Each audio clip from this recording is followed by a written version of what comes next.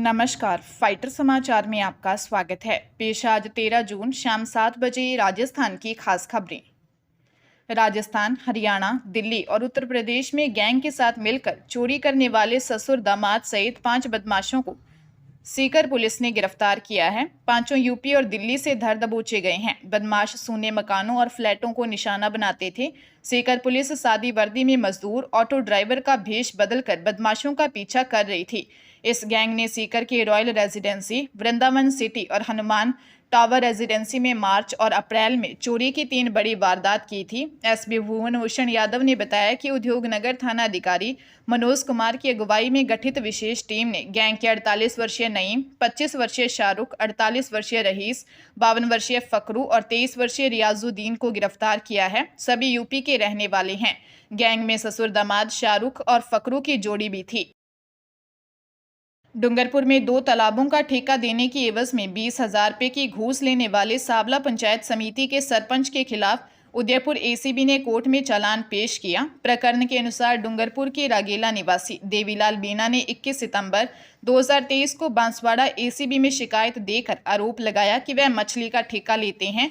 उन्हें बोडीगामा बड़ा स्थित द्वितीय तालाब और जलरिया तालाब के ठेकों की निविदा निकालने की जानकारी मिली। इसको लेकर वह सरपंच रमन मीना से मिले। उसने स्वीकृति देने के बदले 1.5 लाख रुपए मांगे। फिर 40,000 रुपये में मामला तय हुआ। इसके बाद आरोपी सरपंच ने देवीलाल से कहा कि सरकारी राशि 5-5 हजार रुपये लेटर पैड पर स्वीकृति के तौर पर कर देगा, लेकिन 30,000 रुपये अलग से देने होंगे। आरोपी ने सत्यापन के दौरान 4 अक्टूबर 2023 को 20,000 रुपये ले लिए। तभी एसीबी ने आरोपी सरपंच को घूस लेते हुए गिरफ्तार किया। अजमेर में नेट स्पीड बढ़ाने के लिए 10 रुपये की रिचार्ज के चक्कर में रिटायर्ड एएसपी 5,60,000 रुपये से ज़्यादा की ठगी का शिकार हो गया। ठग करीब 2 घंटे तक मोबाइल से रिटायर्ड एएसपी के संपर्क में रहा। इस दौरान 2 बार मोबाइल की स्क्रीन ब्लैक हो गई थी।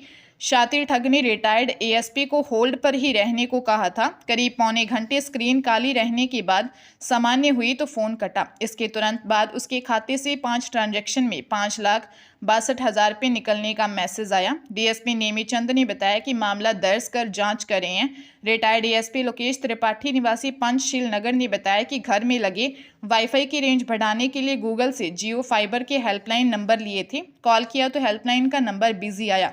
उसी रात एक फोन आया और शातिर ठग ने खुद को जियो फाइबर मुंबई का कर्मचारी बताकर सारी जानकारी ली और खाते से रुपए उड़ा दिए। पंजाब के लुधियाना के रायकोट में एसडीएम गुरबीर सिंह कोहली के दफ्तर में विजिलेंस ने छापेमारी की। इस दौरान दफ्तर से 24,06,000 की नकदी बरामद हुई। एसडीएम मौके से फरार हो गए, जबकि उनके स्टेनो जतिंदर सिंह को विजिलेंस ने हिरासत में लिया।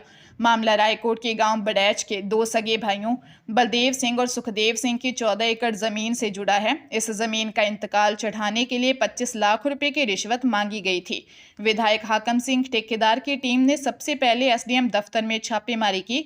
विवाद बढ़ने पर विजिलेंस को लुधियाना से बुलाया। डीएसपी शिवचंद अपनी टीम सहित मौके पर पहुंचे। विजिलेंस ने स्टेनो से पूछताछ करने के बाद एसडीएम के खिलाफ मामला दर्ज करने की कार्रवाई शुरू कर दी है। दूसरी ओर रिश्वत का मामला सामने आने पर किसान जत्थेबंदियों ने एसडीएम के फरार होने के बाद हाथों में बैनर लेकर नारेबाजी शुरू कर दी।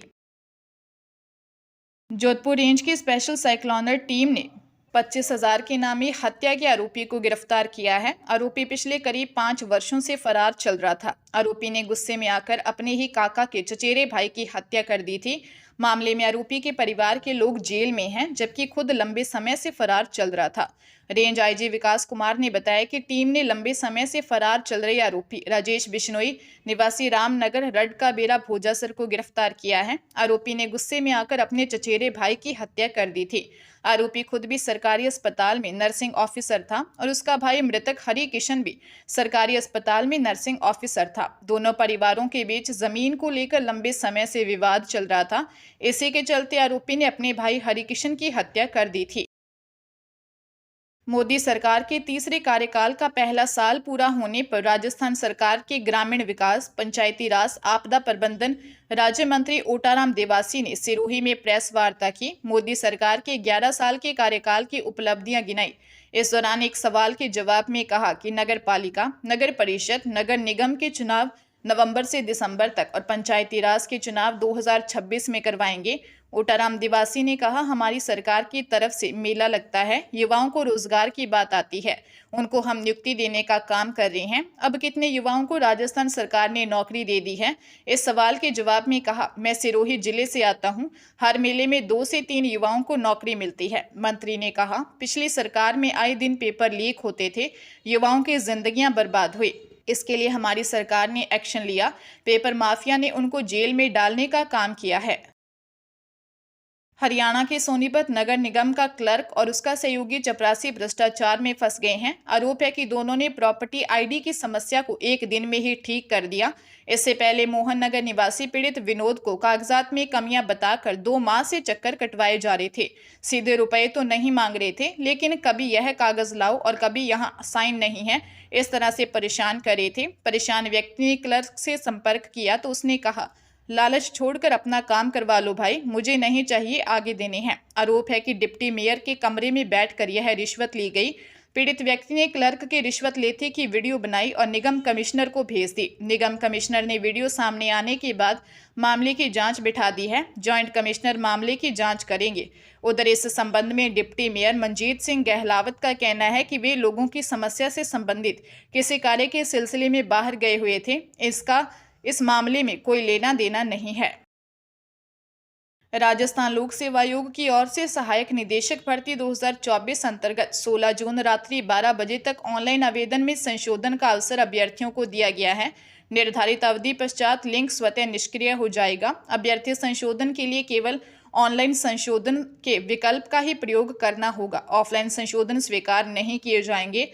सचिव रामनिवास मेहता ने बताया कि विज्ञान एवं प्रौद्योगिकी विभाग के लिए सहायक निदेशक के 9 पदों पर भर्ती के लिए 14 जून 2024 को विज्ञापन जारी किया गया। तत्पश्चात विभाग से प्राप्त प्रस्तावानुसार इन 9 पदों के स्थान पर 11 पदों पर भर्ती किए जाने के संबंध में शुद्धि पत्र 19 मई को जारी किया गया। चूंकि मूल विज्ञापन में AWS वर्ग के लिए पद विज्ञापित नहीं था, परंतु उक्त शुद्धि पत्र अनुसार AWS वर्ग के एक पद पर भर्ती की जानी है। अतः इन पदों के लिए आवेदन पत्र में संशोधन करने का अंतिम अवसर दिया गया है। झालावाड़ में पोक्सो कोर्ट ने नाबालिग के अपहरण के मामले में 20 वर्षीय आरोपी को दोषी करार दिया है। कोर्ट ने आरोपी को 3 साल के कठोर कारावास की सजा सुनाई है।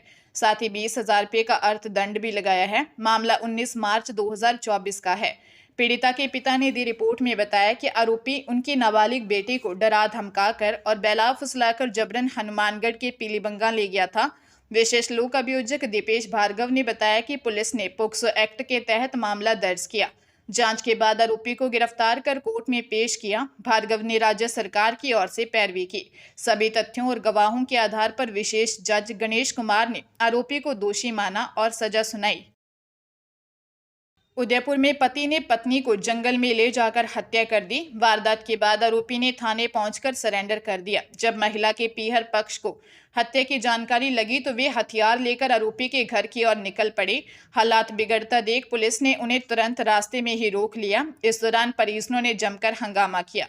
घटना ओगना थाना क्षेत्र के काडा गांव की है। काडा निवासी 27 वर्षीय प्रकाश गमेती ने पत्नी 25 वर्षीय रेखा देवी को जंगल में ले जाकर हमला कर मार डाला। जंगल में महिला का शव बरामद हुआ।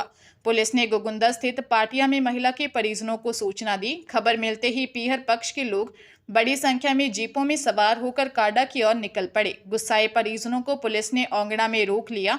पीहर पक्ष महिला की हत्या के मामले में मौताना की मांग कर रहा है।